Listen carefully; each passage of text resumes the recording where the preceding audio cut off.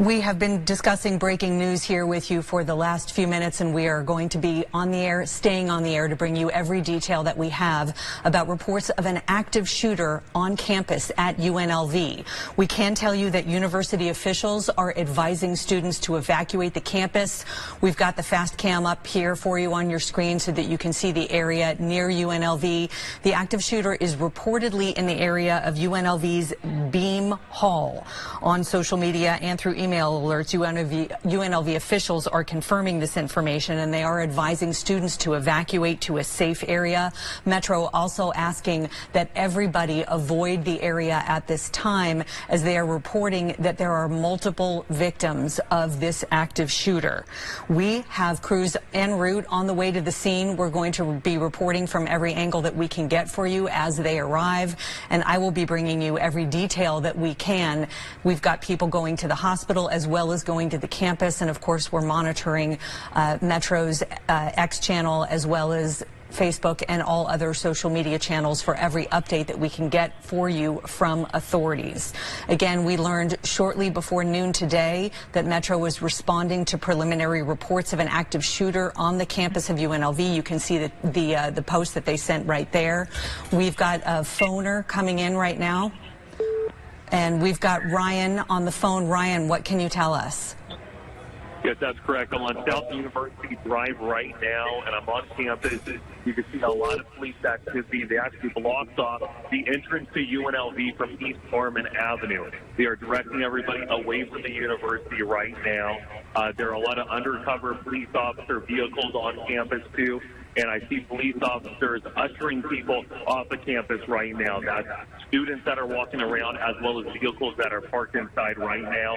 Once again, the East Harmon Avenue entrance into UNLV is closed off right now. That's going into that BEH building.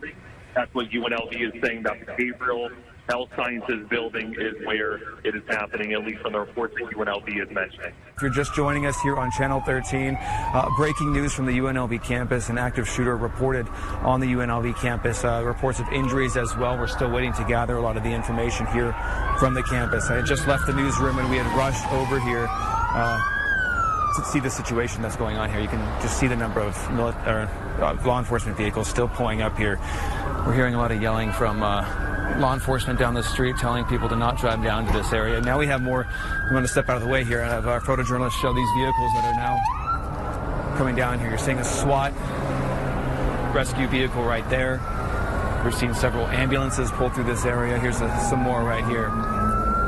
Coming down a closed Maryland Parkway, just near Flamingo, between north of Tropicana.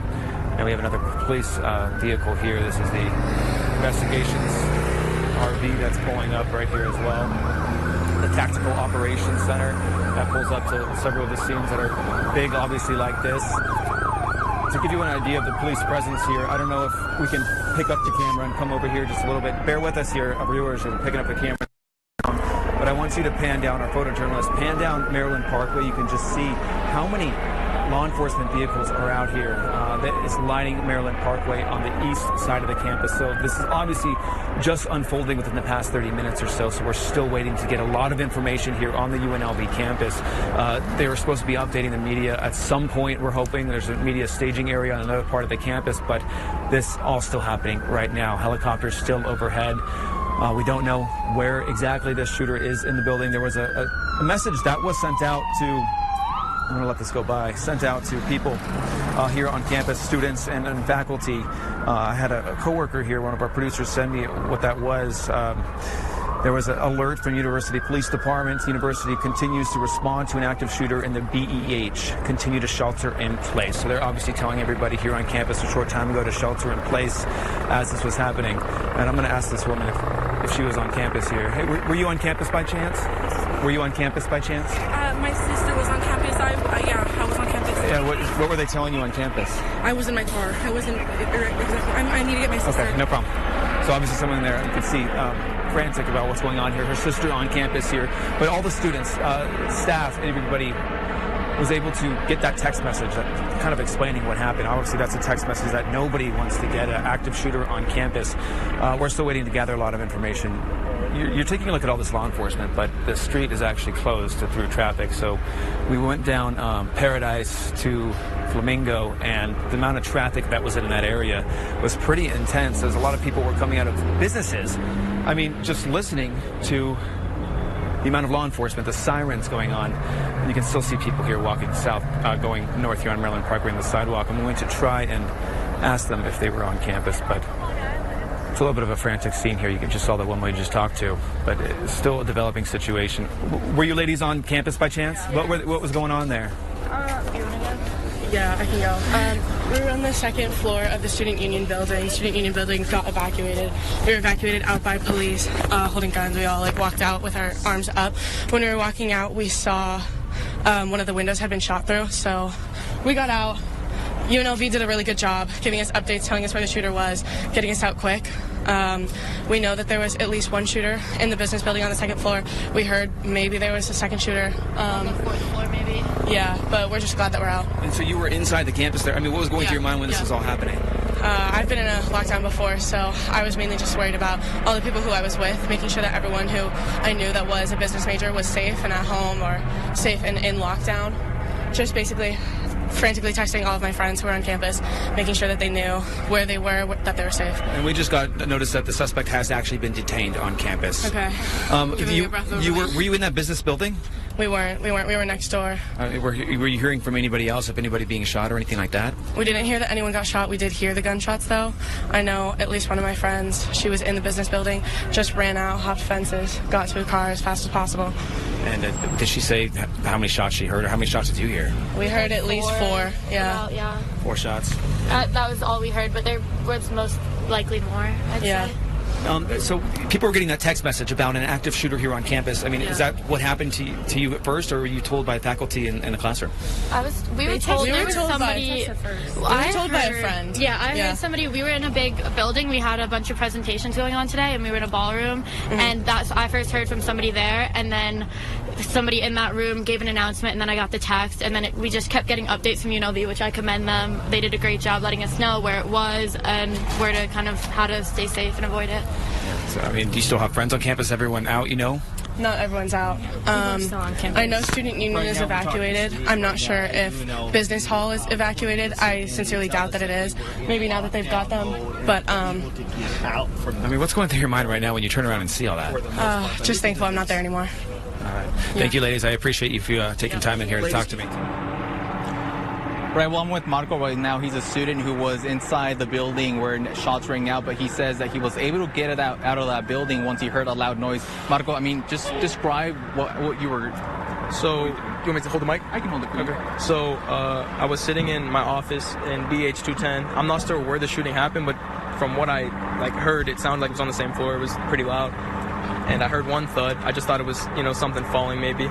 Then sirens started going off in the building, so I just assumed it was a fire drill. I put my laptop back in my bag, I put it on, and I heard 6 more loud bangs. So I'm like, oh, this isn't just as serious.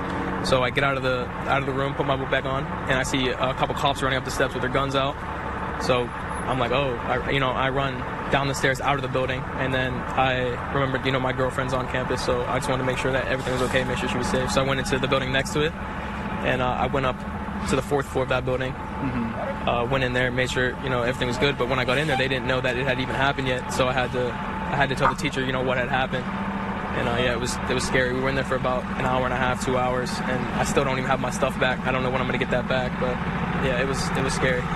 What was going through your mind as you were running out of the building? I was just hoping to get away alive at that point, because it was loud. It sounded like it was right there. And when I seen the cops with their guns, I knew it was serious. So I just wanted to get out, make it alive. That's it. And you were telling me also that you didn't want to frighten the other students in the classroom that you ran to, right? Yeah. So when I got into the room, they didn't know that the shooting had even happened yet, and I didn't want to scare anybody because I just didn't know how to break the news. So I just told the teacher because he came outside, he seen that I was out of breath. So he came outside and I told him what had happened, and he had broke the news, which I feel like is better. We've been hearing a lot from students that they've been getting alerts on their phone about that shooting. Did you receive those alerts as well? I did get those alerts, yes, I did. It's good that they have those alerts because if I weren't to break the news, then they would have all got those alerts and seen that it had happened. So that's good.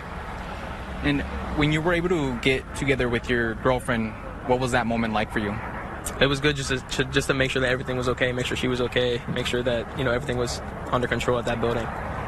It was good, yeah. Have you been able to get a hold of like your mom or your dad or any siblings that you might have? Yeah, so I'm like an out-of-state student, so my family's all back home in Pittsburgh. So yeah, when they had seen it on the news, they had seen it on Twitter, and they texted me, called me, and make sure that everything was okay. And yeah, it was good, like getting to hear. They wanted to hear my voice, and it was good to hear their voices as well. There is at least one fatality in addition to the suspect from the UNLV mass shooting. This is according to ABC News. Again, one fatality in addition to the suspect, according to ABC. And now we're going to go out live to Abel Garcia. Darcy, a truly devastating situation that we are witnessing right here before our eyes. I'm standing right in front of the Las Vegas Convention Center here at the North Hall. Take a look. This family here just got reunited. We were just about to interview Monique.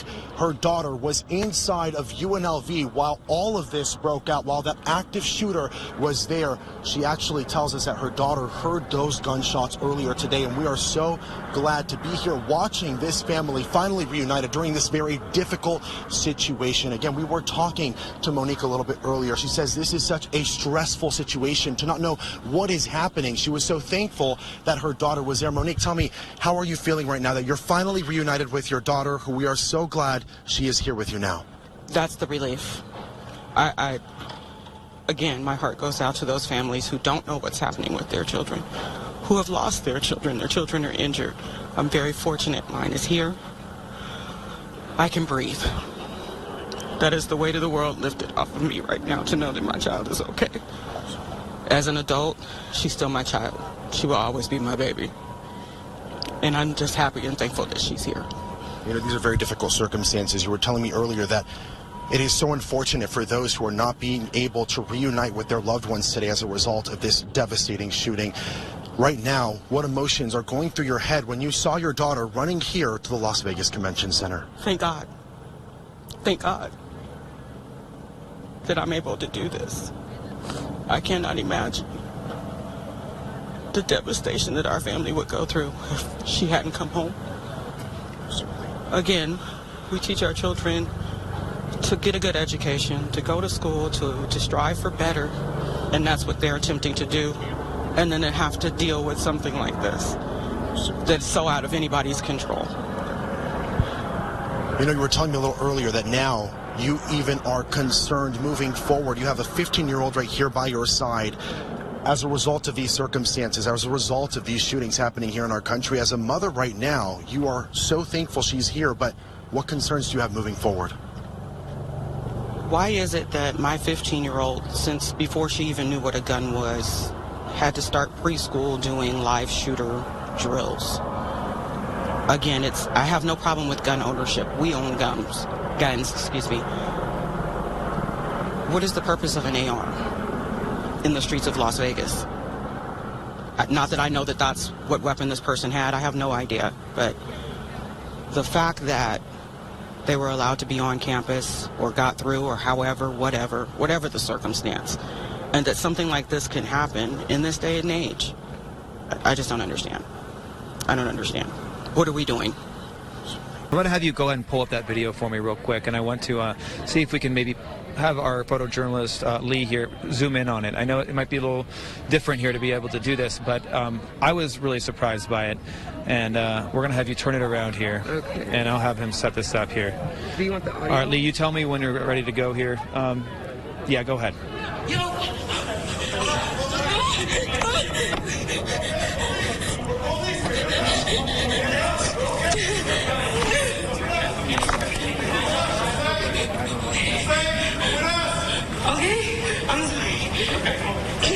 Everything's gonna be all right. Everybody's thinking over at the Scarlet Lot, okay? Go out through this door right over here. My friend's about to show you, okay? Keep your hands up, okay? Everything's gonna be all right. Okay.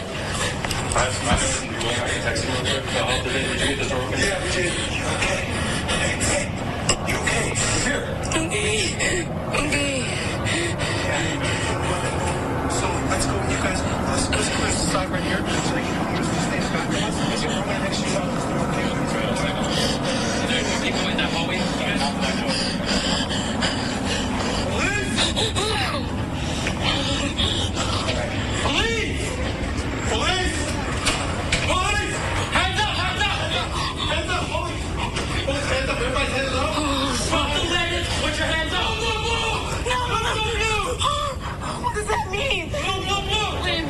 Okay, I know, my God. Back up with the buildings over here. All right, we're going to push them out. We got you, young man. Good. You're safe. Please. Very good. I'm going to go that way, all right? Go ahead. You're good. We're safe.